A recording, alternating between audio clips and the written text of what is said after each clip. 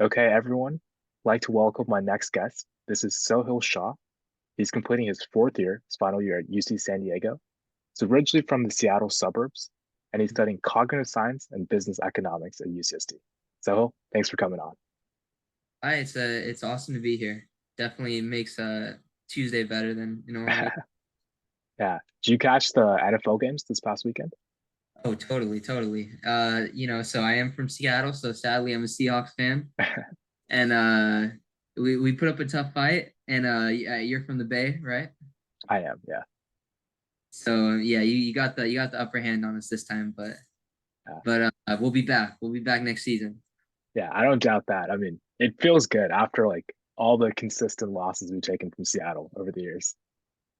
I mean, you guys have done well. I think you guys have like been so close to like three Super Bowls now, so Yeah. hopefully you guys can get it this year. Since we're already out, like, yeah, you guys can take it this year, and then I Yeah, know man, that's we'll what I'm go for it hoping next for. year. Yeah, Do you have any picks coming out of the AFC? Like, who's your favorite on that side? I think it's got to be Mahomes for sure Yeah. in Kansas City. I think it goes through their stadium, and honestly, both of the other teams, they're gonna be beat up. They got injuries. They're gonna be not as prepared. I think Kansas City will be well rested, and if they're not rusty, they could come out rusty. So that's the one thing that it's happened before. So, what about you? What do you think? Yeah, I was gonna say I think Kansas City is probably my favorite as well. I do have some partiality to the Cincinnati Bengals. I don't know if you know who Joe Mixon is, but Oh yeah, he's the running back, right? yeah. Joe Mixon's actually from my hometown, and we've taken a couple photos together. So he's a really cool guy. Whoa. Yeah. So you've actually like met him, talked to him? Yeah, dude, my hometown is known for quite a few running backs. Do you know who Najee Harris is? Yeah, the guy from Alabama. Yeah. So he went to Antioch High School, which was a rival to my high school. And one of my friends actually ended up on Bleacher Report. He hurdled my friend. Wait, so he's playing? I guess you're right. Like, yeah, you guess he's kind of the same age as us. He's like what, 2 years older? He's 1 year older, yeah. Or 1 year yeah, older. or not. Yeah. Wow, that's crazy. So you Yeah, actually man. see him like playing game? Yeah, dude. He was an absolute monster. You can watch his highlight Oh, tape. oh my gosh. All right, I know what I'm doing Yeah. after this. Yeah. And the other guy, do you know who Maurice Jones-Drew is? Yeah, he was Jacksonville running back. So you guys have a lot of running backs.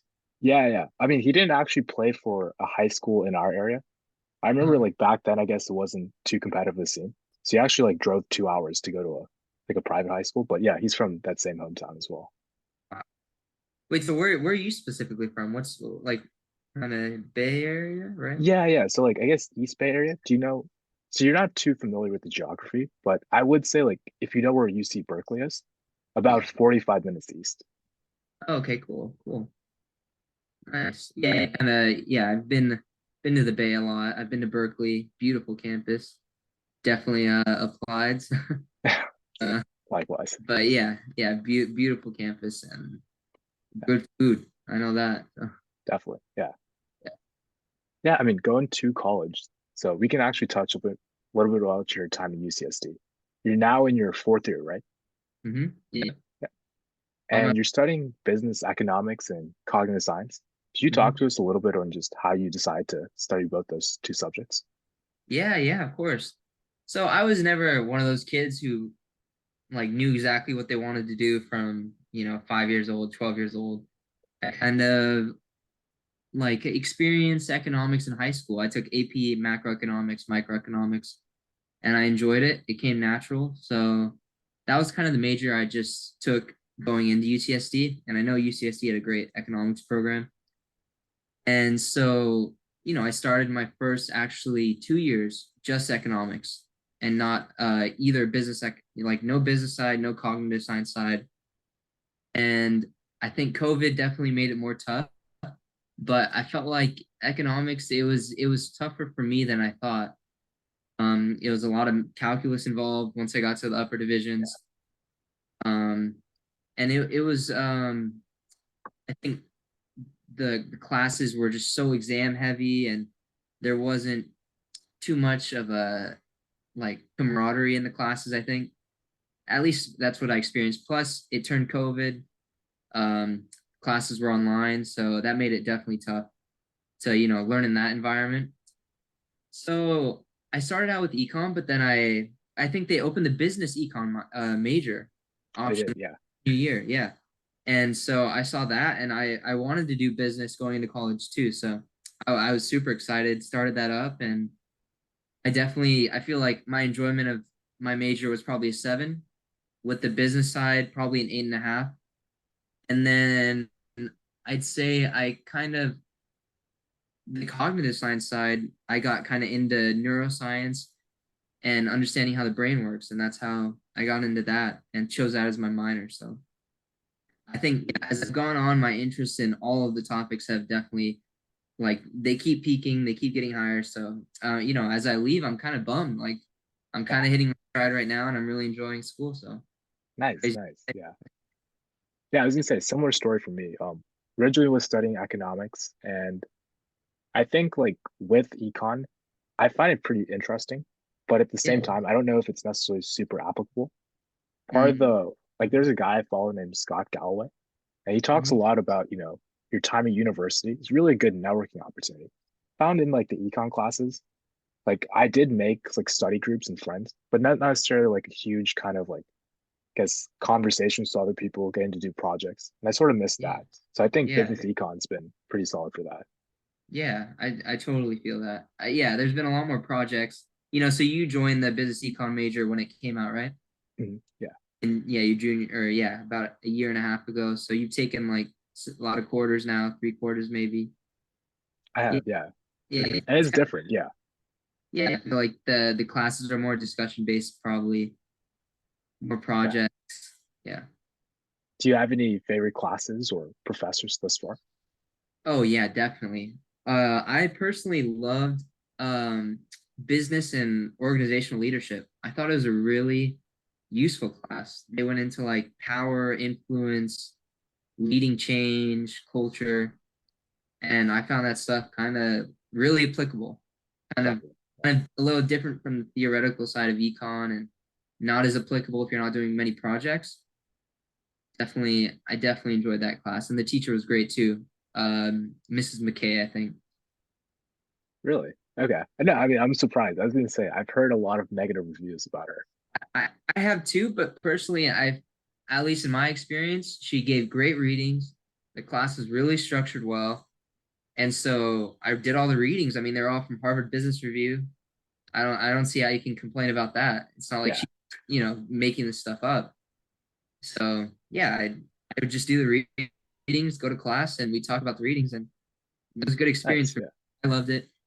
And then I gotta say, I took 110A, which was a macroeconomics course, and the professor just turned economics and he made a bunch of jokes and told like stories, and the takeaways were just invigorating, like about inflation and Yeah. that was actually happening. So, uh, Professor Alon, if you're a UCSD student, definitely suggest. High energy, great guy.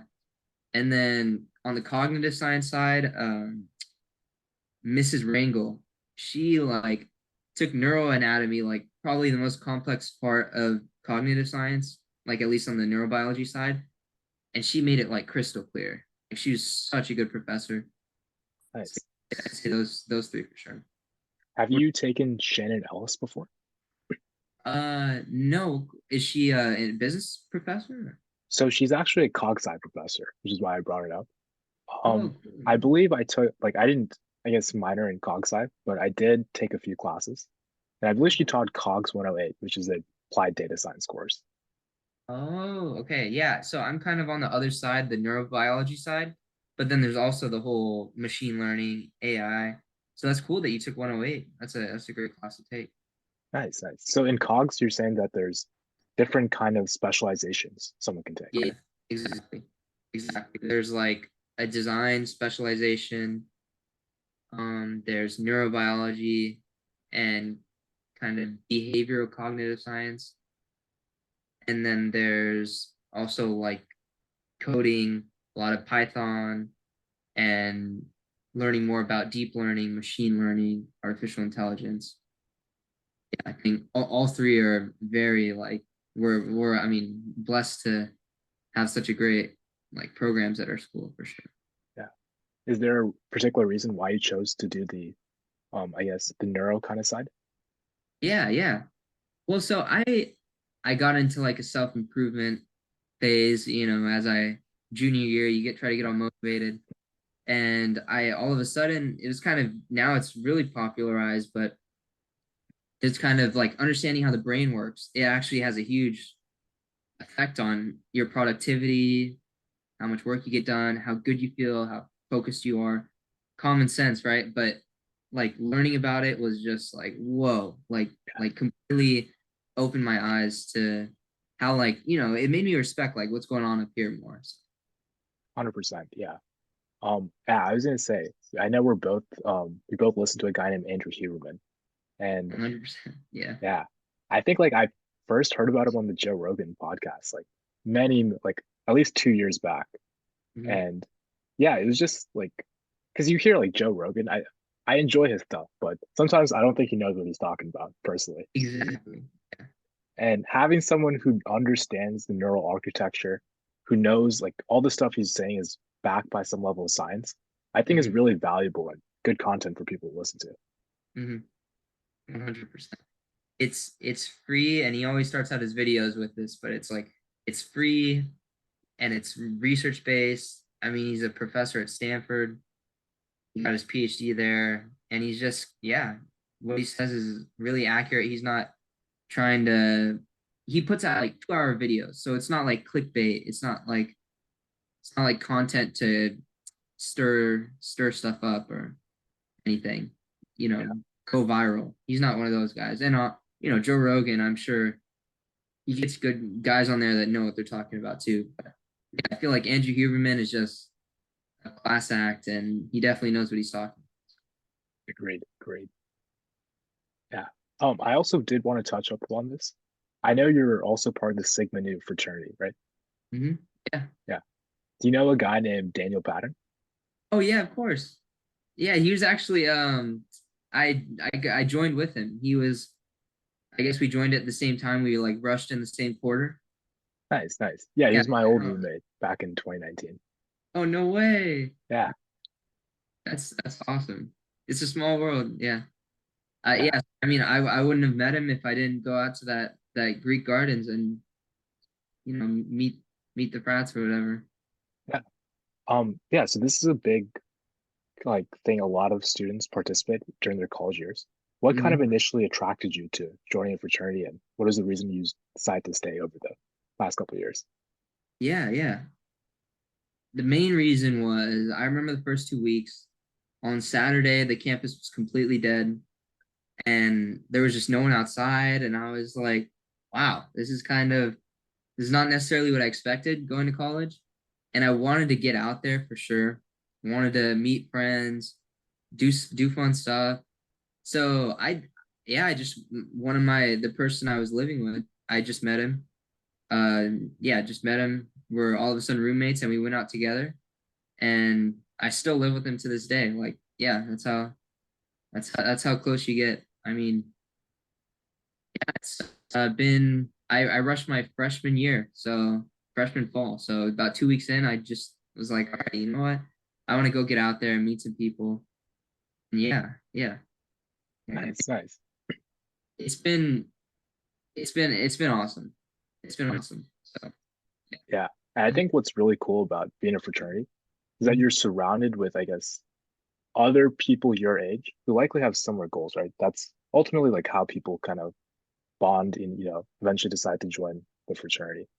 Has that been valuable for you, just being surrounded by other individuals with similar goals, similar aspirations?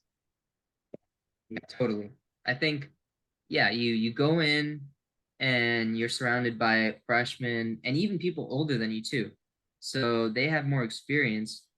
They have almost a higher level of standards, and you kind of have to raise your standards to meet up and to kind of go at their pace. Because they're older. You kind of look up to them. They're kind of more along in school. They're getting better grades. They're focusing on jobs more. They're working out more. So you're definitely, yeah, it's kind of like you're just going at life together. Yeah, that's awesome. Um, one other thing I've heard, with fraternities is Mhm. that there is, a good amount of partying.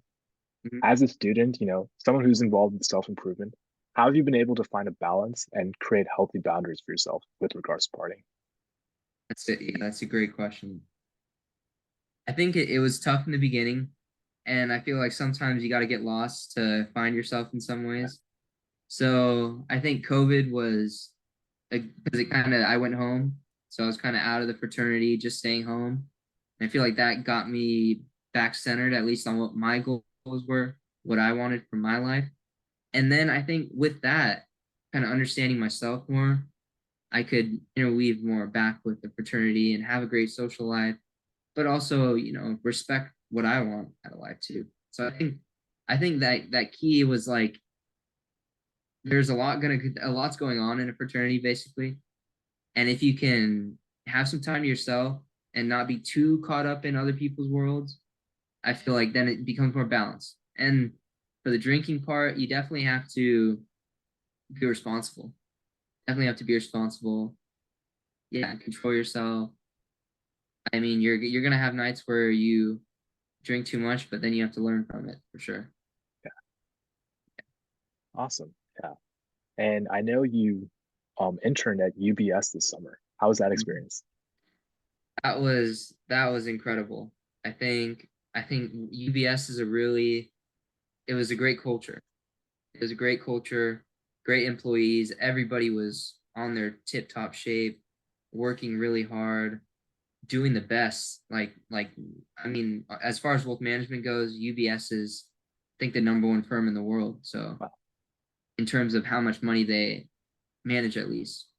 Yeah. So it And was a great experience just being surrounded by so many high level individuals.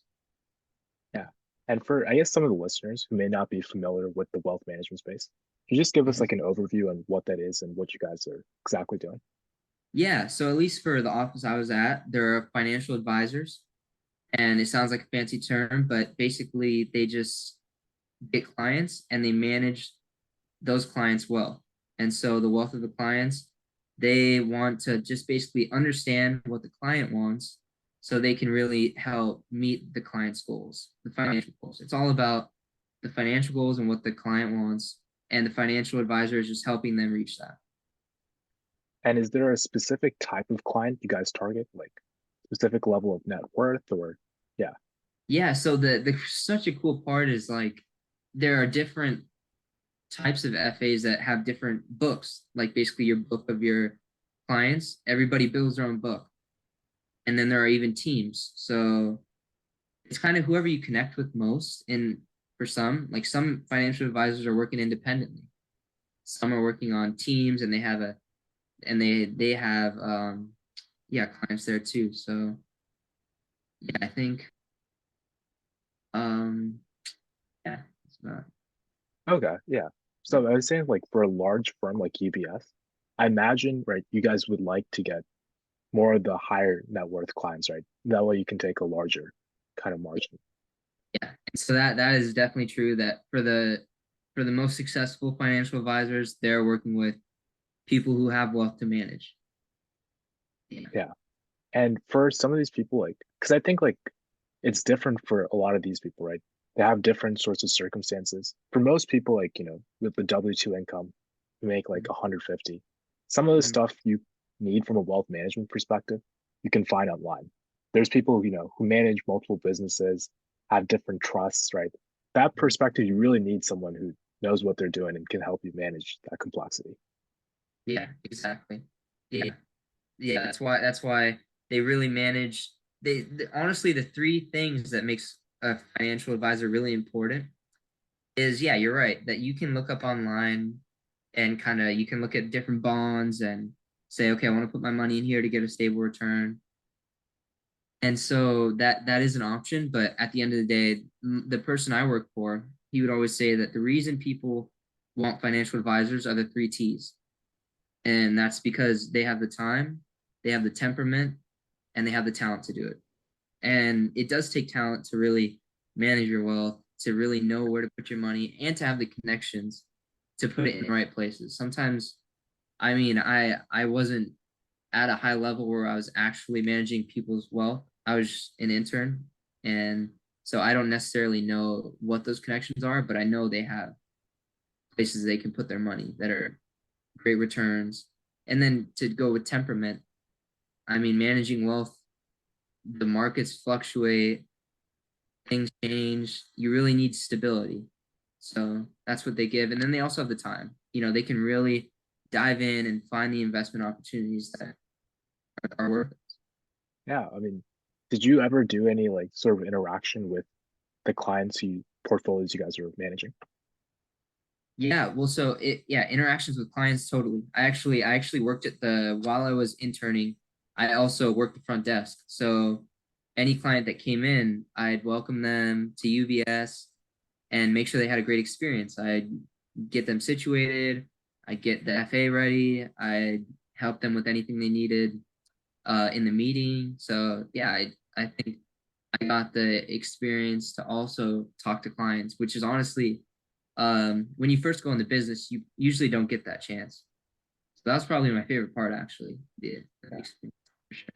Were there any sorts of fears with clients, as you're navigating this current economic landscape? Were there any sorts of like concerns, and what is UBS's overall guidance for dealing with that? Definitely. Well, so it was funny because I actually worked there in a more volatile time. I mean, this all of 2022 actually was a tough year for people with assets, especially equities, like stocks. It was definitely a tough year. So a lot of clients were coming in requesting meetings, and more than the past year, 2021, clients were kind of yeah, woo, you guys are Yeah, doing great. And then 2022 came along, and they're like, okay, we need to get grounded. What's going on? What are the plans?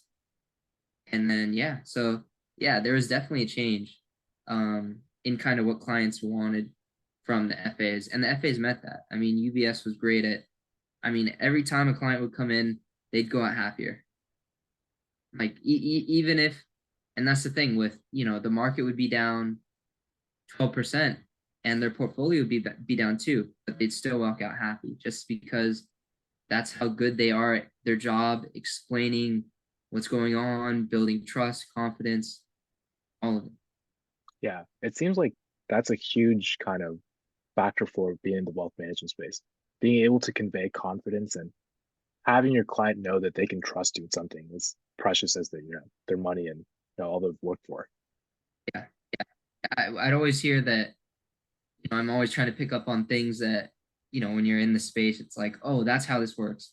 So I'd always hear that wealth management is just about building and maintaining relationships, and that's kind of a lot of that comes down to trust. A lot of that comes down to confidence, and then that's confidence in your preparation. You're actually doing your job right. Obviously, they're not like confident and don't know what they're doing. They definitely know what they're doing. If you could speak to say a college freshman, who has an interest in getting into the wealth management space, would like to do Mhm. an internship at a company like UBS, what are some of the recommendations you would give to them? Yeah, I mean, I think wealth management is actually in a, it's a pretty open field. It's not it's not like investment banking where it's extremely competitive and you gotta do XYZ just to get into Goldman. It is more like if you can just find a connection, find someone ask around, ask family, ask friends, even friends of friends. That's usually who will help out. But if you can get anybody to even talk to, you can research the job description, craft a resume, and that's pretty much all you need to do. I mean, obviously your skills should match the role. Match the role.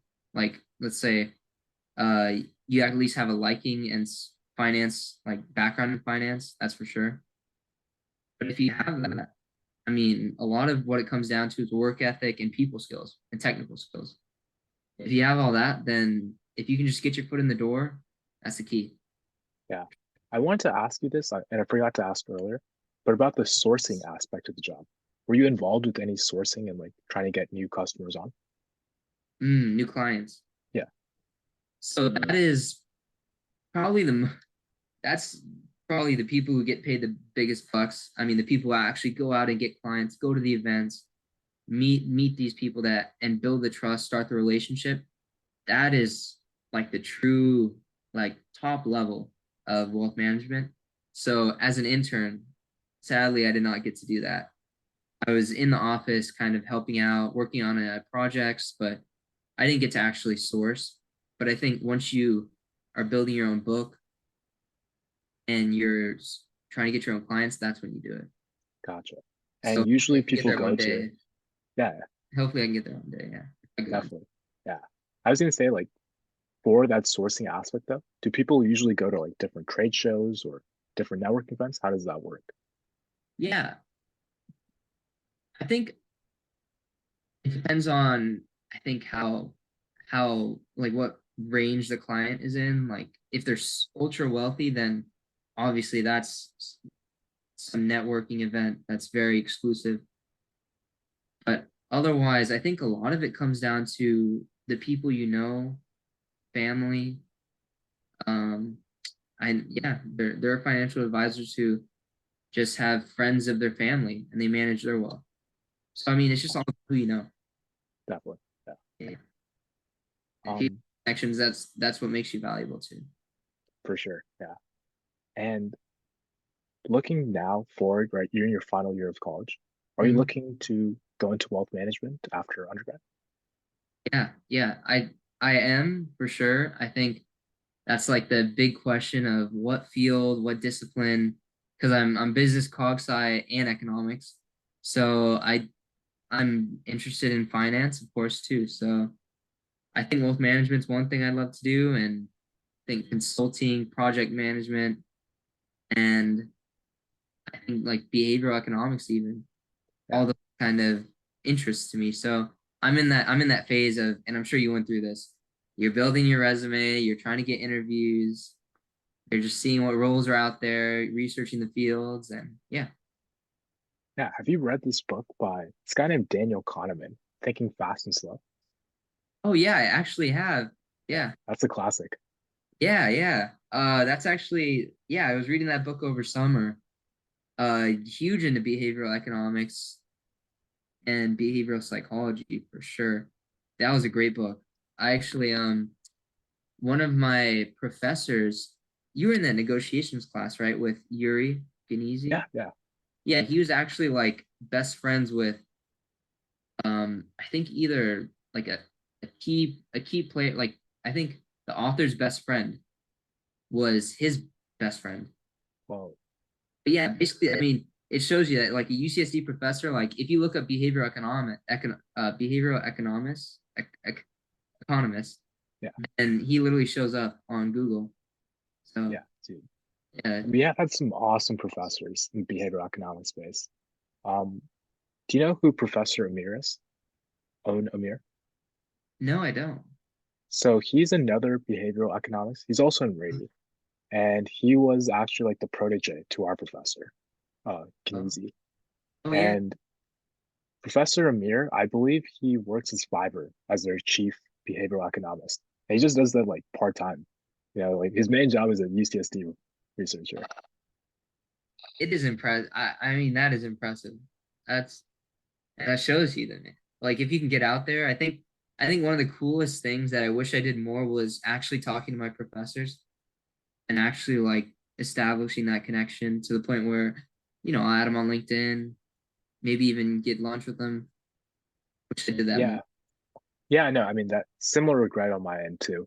I think when you like sometimes I guess like you look at it and you're like, I don't know if I'll necessarily be a professor. So maybe like outside of class, I wouldn't have to talk to them. But they have so much just great insights that super applicable to industry as well, right? You have a great resource with your professors. Honestly, I think foolish to not take advantage of that. Yeah, yeah, yeah. I completely agree. I think it's kind of like they're the perfect mix because to be a professor, you have to be good at socializing, people skills. So like they're not, but they also know their craft extremely well. They know their field. So it's kind of like the golden mix. If you can kind of pick their brain, it doesn't get better. Yeah. So I like to end each of these podcasts asking someone what their long-term goals and real purpose to life is. And also, if they could go back, say 5, 10 years back in time Mm-hmm. and give advice to their former self, what would that be? Mm. Well, to that last part, the things that come to mind are definitely work ethic is everything, and to try not to take shortcuts. And I think obviously, like, would I take that advice? Who knows? I'm kind of happy I didn't, because I failed a lot because I didn't work as hard, and I did take some shortcuts, and bottom line, it kind of builds you. So honestly, I have no regrets in that regard, and I'm sure you do too. Like, the things you mess up on, yeah, they Yeah, kind of no, I agree. Yeah. Like because I have failed, like I have that kind of mental image of like what it was like. And now I can make the decision not to do it again, right? So unless you exactly. really have that experience for yourself, I think it's like you just real I guess like you just follow in the advice of other people and you don't necessarily know. But at the same time, like once you do fail, you do have the understanding that like, hey, there's some people who know what they're talking about. I should probably listen to them. That is definitely true. That is definitely true. Yeah, you can hear it out. You're like, okay, yeah, definitely got to actually take that in. Yeah, I'd say honestly work ethic. I think that a lot of things are possible. And I think it's a matter of work ethic that if you can put it in, a lot is possible. And that goes in regard to like your health, your relationships, your professional life. I think all of it. Your own happiness even. And then I'd say at least for long-term goals, I think to honestly just that first job is going to be an interesting choice. I think it's going to be a big decision, clearly.